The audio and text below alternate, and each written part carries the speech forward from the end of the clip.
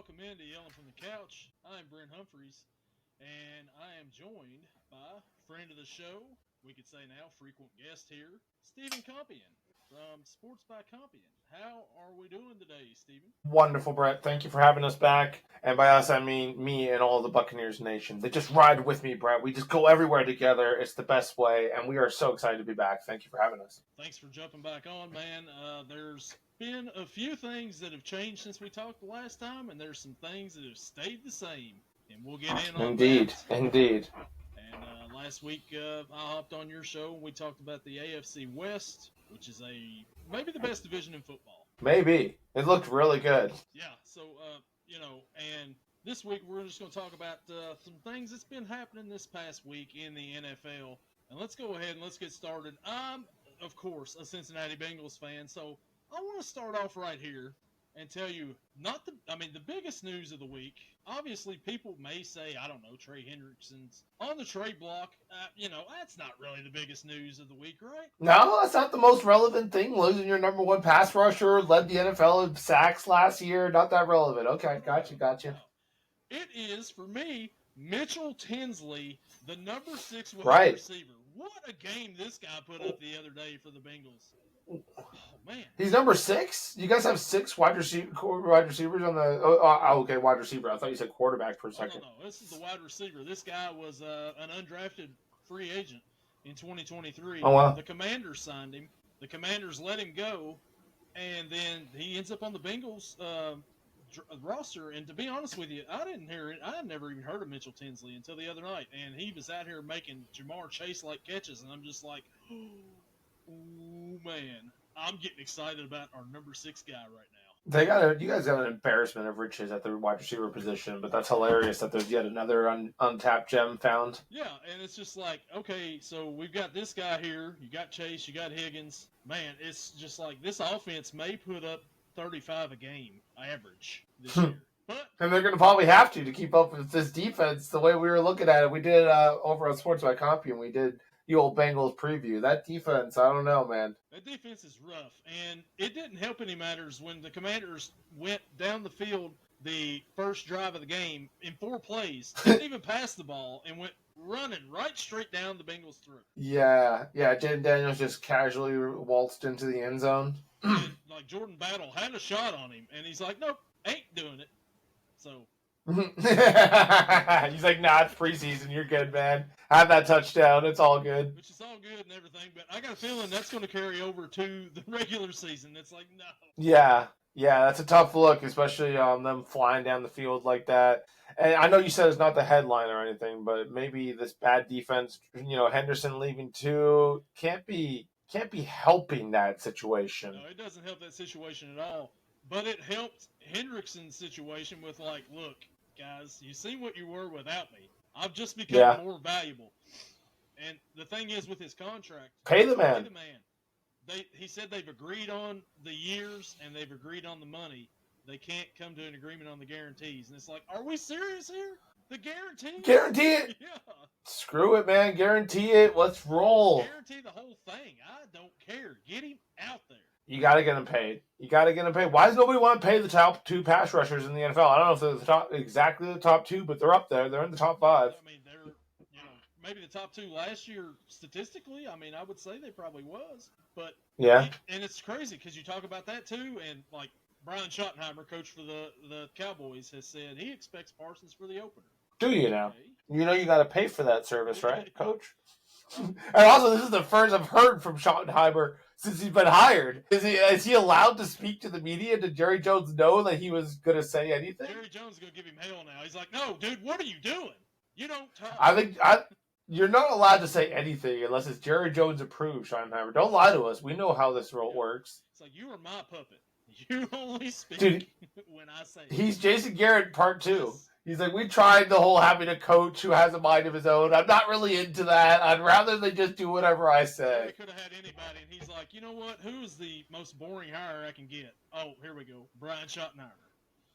Perfect. Already in the building, so we don't have to move him. Yeah, we could just move the head coach's office to his office. Whatever. Who cares? Let's do it. And then I guess the rumored thing out there now, whether or not it's real, is the Packers going after Parsons for like, what was it, 2 firsts and a second? That would be hard to turn down if you're the Cowboys. I mean, And they did. They turned it down. Like, oh. so the teams that were interested in Hendrickson, there was 3. There was the Colts, which Lou Anarumo, I get it, former defensive coordinator for the Bengals, I got it. 2 was the Carolina Panthers. Why would you want to go to Carolina if you're looking to win a Super Bowl? Obviously, that's not the thing. He's wanting to get paid. Same thing with the Colts, to be fair. And the Colts as well. Colts are a hot mess. And then the other team they rumored was the Browns. I'm like, okay, they're not trading in division, so why is this even a conversation? They should trade him to the Bucks. Now that's a legit Super Bowl chance he could go for, And speaking of the Bucks, we need a pass rusher because David Walker went down in preseason, our 4th round draft pick that we thought was going to be a nice little pass rusher for us. So we could use some more pass rushers over there. Send them over. We'll give you like a first. You can have, like Yaya Diaby. What if you give us a first and Emeka Ibuka? I mean, you know what I mean? Because, I mean, what? No, not Emeka Ibuka because Jalen McMillan just went down with a neck injury, so now and Godwin probably won't be back for the first couple of weeks. So we're actually a little thin at wide receiver, as crazy as it sounds. So it probably makes sense that we did that first round draft pick. I remember in a couple of different videos already for the Buccaneers, I've been like, "This is why, Bucs fans, we did this," and it was puzzling when we went wide receiver at 19. Everyone's like, "Why? Our defense needs help." This is why, Brett, because we just have a tendency to break our little wide receivers. We're like, we have nice wide receivers and we break them sometimes. Yeah. See, my thought was, the Bengals, they're kind of thin at wide receiver right now as well. Why not add another one, in that trade? Just kidding. Sure. Kidding, of course. But yeah, I don't know. I hope they get a deal done with Hendrickson. He was at the game the other night. Burrow was talking to him for most of the second half, but I don't know, man. I just guaranteed money is all we're waiting on. Guaranteed. Just pay him. Pay the man. So, it's sad. Did you watch any of the Tampa Bay beating of the Pittsburgh Steelers? Not really. I mostly have heard the beat reporters on it. Teddy Two Gloves puts out a hospital pass on McMillan, and that's rough to have happen during the preseason. A man fall on his freaking neck. And we'll hope he comes back strong, or who knows how long he's going to be out now. I think they put him on the PUP list, so it's pretty serious. It's not great. Mecca has an amazing, corner of the end zone touchdown catch, which was nice. Our defense has 6 interceptions over the last 2 games, so we're firing on all cylinders there. We did have another season injury. It's out for the year. J.J. Roberts is out for the year now at that safety position, so it looks like it's going to be Kayvon Mayweather. Is probably going to beat out Shiloh Sanders for that last safety spot to basically be backup because Antoine Winfield's a little banged up too. That whole secondary is already banged up, which is just ridiculous. Morrison still hasn't really played or practiced for us yet. So, once again, injury bug is plaguing the Bucs, but it seems to be plaguing the whole NFL. It seems like everybody's come down with a bad case of the injuries. Yeah, for the most part, the Bengals, like the other night, Joe Buck may have said the smartest thing he's ever said on a broadcast is, "Get down, Joe. It's August." When he was talking about Joe Burrow running for his life, it's like, I agree with you. Yeah. Get down. It's only August. Yeah. Don't risk it. Agreed. And with the way injuries are going around right now, there's a reason that so many UFL guys are getting a shot right now. I think we've seen like 60-some signings for the UFL so far, and especially during camp. Like before camp, there was like a couple guys trickling in once the UFL season wrapped up. Like, probably the top 10 guys on people's boards went away. But now they're starting to dip into the rest of that UFL roster. You're starting to see guys getting signed every day. So it's really cool to see these guys getting a shot. I mean, it sucks that it comes at the expense of other people getting hurt. But, that's why there's a semi-pro, a pro spring league. Keep these guys in shape, keep these guys putting up good film. Yeah, and it's football. I mean, it's bound to happen. Guys get hurt right. all the time, so it's good that there's a league where you can get somebody that's, had some experience and prepared and can come into a training camp and maybe make a roster. Absolutely. I forget where league MVP Bryce Perkins just signed, but it's good to see him get his shot as well. You win MVP, you would hope you could get another shot in the NFL. Yeah, absolutely. Oh, it's Carolina. I think they just brought him in with Carolina because Andy Dalton just got hurt. Andy Dalton. Oh, former Bengal, Andy Dalton. Good old red rifle. Hurt again, man. Speaking of quarterbacks getting injured, they said Lamar had an injury scare today at Ravens practice, but he's supposedly okay. But Man, that's big. Yeah, you don't want to be getting hurt at practice, especially Lamar. That turns out that's your whole offense. So shame on whoever hit him. No, sometimes these things just happen, soft tissue, you know. Well, it's like last week, Bengals first round pick, who finally got signed since the last time we talked on this podcast, since you were on here last. Shamar Stewart, he hit Joe Burrow in practice, and which caused a little bit of a ruckus, a little bit of a fight broke out, and it's like, I heard about this. dude, okay, we get it. You want to prove something, don't prove it against that guy.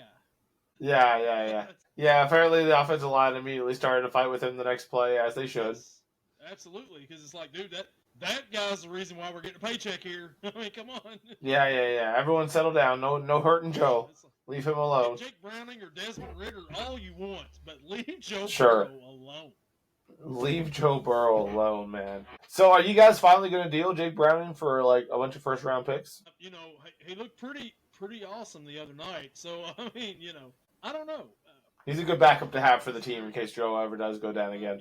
I like Joe Burrow. Last year was his first year where he spent a whole season playing the whole season. So there's always that possibility that Jake Browning can come in. It's good to have him on the roster. If anybody wants Desmond Ritter, I'm sure he's available.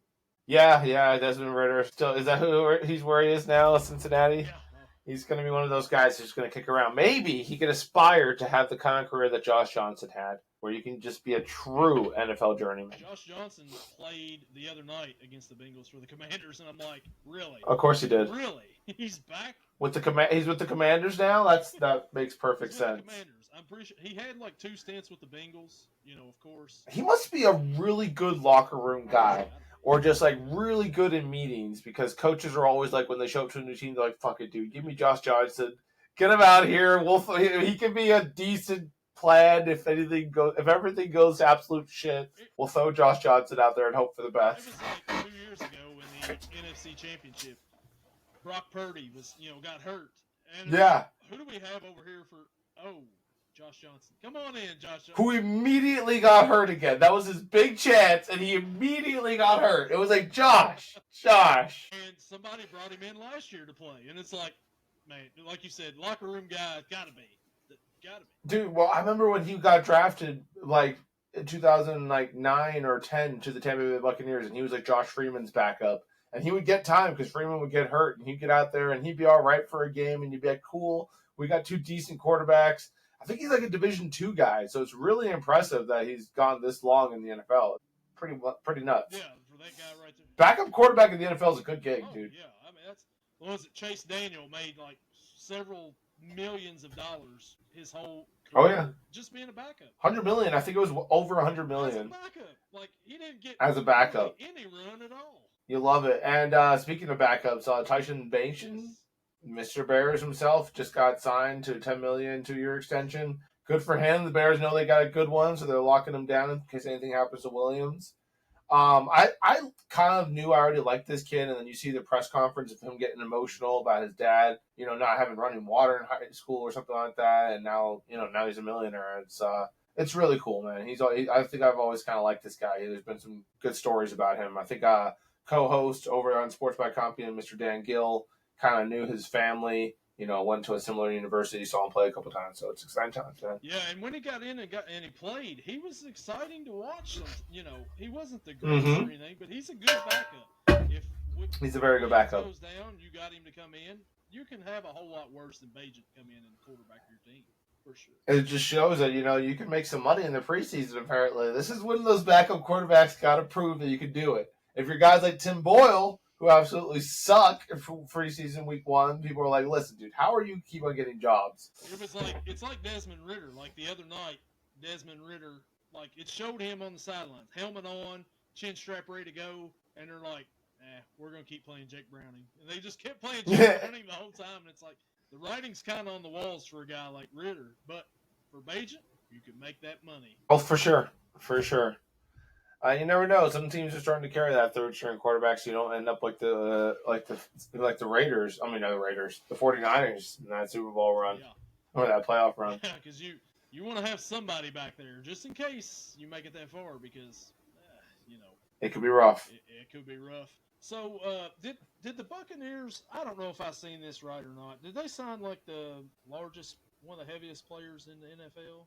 recently? So there's something recently. Desmond Watson out of Florida, and he is 471 pounds. So he's the heaviest. He was undrafted, so he wasn't drafted, but he is the heaviest player if you were to play at that weight. The Buccaneers said, no, you're literally going to die out there.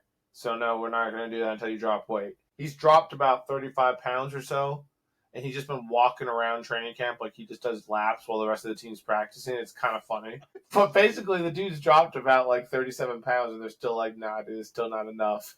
Because he's still way bigger than the heaviest player to ever play, which is apparently Mr. Gibson. I want to say played for Washington or the Commanders back on he was like 420 or something like that. And so Watson's still bigger than that. And the Bucs apparently don't want to put him on the field or something. I can't blame him. I mean, because it's hot down there in Tampa, and Yeah. in the 2 days and all that. And I mean, he went to college in Florida, so he's used to this heat, I guess. Unless they did the same thing, just hey, go walk around for a little bit, man. It comes down to I just don't think he's actually really that good. It's not like he was like a huge. Yeah, in the middle. Yeah, he wasn't like a huge standout in Florida or anything like that. He kind of just was a big boy who would take up space. So he's definitely going to be like a option guy sometimes. Some Bucs fans were real excited when we had this sign, like, oh, next to Vita, it's going to be impossible to run the ball. And I whatever. We'll see what happens. Maybe he's going to be a total stud. I have my doubts. Could be. I just seen that. Thought that was kind of interesting, but it's more interesting when you tell about. Yeah, he's just walking around. He's not practicing. He's just doing laps, dude. We're not even letting him practice. He's just running around, just trying to lose weight. He's not even on the practice squad right now. He's on the. Well, to be fair, there is no practice squads yet. Everyone's still trying to make the rosters right now. I think they are trimming down soon here, though, to that 53-man, so it's going to be interesting. Yeah, 3 days, was it Sunday, I think, is when they supposed to trim down, maybe? I know all the preseason. Trim down to, because I think they're at 70-something now, so maybe they trim down to 60-something. I think so, and then they finalize the roster sometime later that week. Okay. After Labor Day, I guess, will be like when they'll have the rosters all finalized and we're ready to roll. Because we're 15 days away from opening kickoff on Thursday. It's only one more week of preseason, thank God. 1 week of preseason. As much as I, loved the Mitchell Tinsley show the other night, sure, it was just, whatever. There's nothing else on preseason, Monday Night Football. Why not watch it? So I watched it, and I was impressed by Mitchell Tinsley. A little bit too much. I'm a little too excited for the 6th wide receiver for the Bengals, Steven. Nothing wrong with that. Nothing wrong with having your guy deep in there that you're hoping is going to just be a total stud. So, what is going on in Cleveland with all these speeding tickets? Is it just the Cleveland police, or what is it? I think it's that they know that the team isn't that good, and they're just holding a grudge against them. They're like, dude, that looks like one of the players. Let's get this guy the ticket because this is bullshit. I'm tired of them fucking losing all the time. I've lost so many parlays because of these fucking guys. So it's just a little give back from the city, Yeah, it must be because Myles Garrett just signed a big contract. And oh, yeah. Well, they also know he could afford it. They're like, dude, come on. You can afford to share with the city a little bit. Let's be honest, Myles. Come on. Let's, you signed your big $100-some million deal. You can afford this speeding ticket. Or 2, or 3. Come on, man. Or 3. Whatever they got to do. They got their methods. But, of course, the week 1 was the big Shedeur Sanders debut. He called out his haters in the press conference. Very exciting stuff for the boy. Next week, Dylan Gabriel, slightly less impressive start. So, the voices are already going to be calling like, oh, Shedeur. And, whatever, man. I wish the kid well. They did go for Flacco as the starter, completely unsurprisingly. Everyone's like, wow, that's not fair. Dude, they're playing Cincinnati week 1. You think they're going to throw a rookie out there? Like, stop. If you got Steady Joe, why wouldn't you start him? Yeah, I was like, well, I don't even know if they're going to keep Flacco around. And then, of course, Kenny Pickett gets hurt. And I'm like, well, maybe they'll keep him around. But I'm not surprised they started him week 1. I was just kind of like, yeah, they'll go. But, starting out in the division, you want somebody with a little veteran leadership out there. And why not Joe Flacco? Why not? Indeed. No, it's a predictable move. The Colts decide to go with Daniel Jones over Anthony Richardson. Is Richardson officially the biggest bust in the last, 5 years or so? I would say, okay, so during the podcast. Because Wilson at least did some stuff, like Sam Darnold did some stuff. There was moments where we thought, dude, it feels like we've just been watching Anthony Richardson. Everyone's just like, he's really athletic. but he kind of sucks at football. But maybe he'll figure it out. When he was at Florida and they played Kentucky, and they were talking about Anthony Richardson may be the next Cam Newton, and he lost to Will Levis, and I'm like, next Cam Newton? Are you kidding me? He can't beat Kentucky. So he gets drafted 4th overall to the Colts, and at the time I'm like, crazy. I'll take Will Levis over Anthony Richardson. Now, okay, I get it. Neither one of them. I would still take Will Levis probably over Anthony Richardson. At least your team's entertaining. Exactly. The team is entertaining with Will Levis. Now, it may be entertainment for the other team, but sure, it's still more. It's fun. You don't even know Anthony Richardson's out on the field when the Colts are playing. The dude's always hurt, and he may just have to take himself off, if he needs to. Which, whatever. I kind of sort of defended him and one back then. I was like, it's important to have all your breath. And no, dude, you're the quarterback. You gotta stay out. Yeah.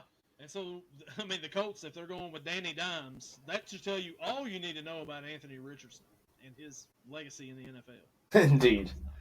Indeed. It's not looking good. He'll probably get another chance because Danny will probably go down. Danny will probably suck, and he'll probably get another chance with the Colts still. They might get rid of him before the season starts. I could see it too, but I do see them probably keeping him as a good little backup because Danny Dimes is far from a secure starter. Yeah, and Minnesota, he didn't even play at all last year. Did he even dress for Minnesota once they picked him up? I don't think he did. Danny Dimes. I don't think so. I don't think he ended up ever playing for them. No, they mostly just stuck with Sam Darnold because it was working. Yeah, it was working. And then they let him go to Seattle. And J.J. McCarthy. It says they're looking for weapons for J.J. McCarthy up there in Minnesota. J.J. McCarthy didn't impress. Because Addison's out for like the first 5 weeks or so, or 4 weeks. Yeah. And one of their other wide receivers got hurt, I believe. Justin Jefferson, I don't think has been practicing with the team. I think he's I don't know, some sort of injury or something, but he should be ready by week 1 is what it said. Yeah, I don't know. It's weird. And they don't know what they have with J.J. McCarthy. And he's coming off of an injury. He really didn't throw a whole lot in college. I mean, they relied on the running game and defense with Michigan, so he's kind of an unknown as well, too. I guess we'll see what Aaron Jones has up his sleeves, but he seems a little old at this point. But if there's any coach that I would be confident coaching my quarterback, it's probably Kevin O'Connell. Probably the best quarterback whisperer in the league. Yeah, he's got to be. I mean, look what he did with Sam Darnold last year, right? Kirk Cousins the year before. I mean, what's he done since then? Right. I mean, 100%. Yeah, man. No, yeah, I think that they will figure it out over there in Colton. I think the Lions, likewise, as people are like, oh, Dan's going to suck now that those 2 coordinators are gone. I think those coordinators were definitely good, but I also think Dan's a good coach. So I think so, too. I love me some Dan Campbell for non-Bengals coach right there. It's probably my favorite one. I mean, I like him better than Zach Taylor. Absolutely. What am I talking about? Hey, so what about what was that? What was it? The Bills. The Bills the other day. Is it a little bit overreaction with them getting defeated? Shut out. It's preseason. I was around a lot of Bears fans watching the first quarter of that game. They were pretty amped up about the whole thing. But ultimately, did Josh Allen even play in that game? I don't think he did either. I think they went straight. I think it was straight to Mike White. Mike White was playing. The White Lightning himself had himself a tough night. That's for sure. Mike White. His coming out party was when he was with the Jets that one year against the Yep. Bengals. Threw for like 400-some yards and did absolutely nothing the rest of his career. Alex, besides that one game got him like a contract, got him tons of looks, and he's done nothing ever since. The Bengals actually had a defense at that point in time. I mean, a decent one. Sure. Yeah, no, didn't he throw like 5 touchdowns too? It was crazy. Something like that. It's like, okay, all right. We see Joe Montana out here. Got it. Yeah. Great. For one game. Man, well, so was there any other news this past week you wanted to go over, Steven, that, I feel like we covered some good stuff here, Brett, Quite a bit. So this weekend, this Saturday, there is some rugby going on, right, Steven? You've got your That's right. rugby going on, right? Your first game of the year. The Rockford Ravens are traveling down to Peoria to take on the Peoria Pigs for the first season of of D3 Carfu here in Rockford, Illinois in general. But yeah, the Ravens plan to start out strong, even though we are on the road for the first 2 weeks, and then we got 3 weeks at home. Exciting season. We kind of need to do it now or never to get to the playoffs, Brett. It's exciting times. The playoff push starts this Saturday. You won't hear me say this That's very right. much on this podcast, Steven, Go Ravens. Hell yeah. I love that. Thank you. And also, the USA Eagles women will be taking on England this Saturday around Friday, tomorrow, if it will, depending on when this podcast comes out. Regardless, around 2 p.m. If you are available and ready, you should tune in. Watch our USA Eagles take on England. They are the best team, and England is the best women's team. But our girls are scrappy. I think they got a shot this World Cup, so we'll see what they can do. World Cup's important stuff, Brett. They got to try to win it. Absolutely, it is. Go USA. Let's go, ladies. Go get it done. And that'll do it for us this week. Steven, glad to have you back on. And thanks for having me. We'll catch up again, and we'll bring you back on again. And man, it's almost here. It's almost here, man. We're almost at. It's almost here. We're gonna be. Loved it. We're gonna be like, oh man, Daniel Jones just threw for 600 yards and go big time overreaction. It's crazy. Big time overreaction. I can't wait. I am starting Tyler Warren in fantasy, so if you threw 4 of those touchdowns to Tyler, I would be totally fine with that. So this is something that I haven't done yet. I have yet to get into my fantasy league yet. I'm 2-time reigning champion. We're ready for the draft. Oh, wow. We're getting close here. We're getting close, so I gotta get in it and go. It's serious stuff, man. Fantasy football is upon us. The real football is upon us. Rugby's upon us. It's all here. The fall season's here, baby. I love it. It's all here. The weather's starting to cool down where I'm at right now, and it's like same. We're getting close. We're getting close. It's almost here. I love it. Right. I love it. Football season, baby. Check them out. Sports by Compion on YouTube, and we will see you all later. Thanks for having us.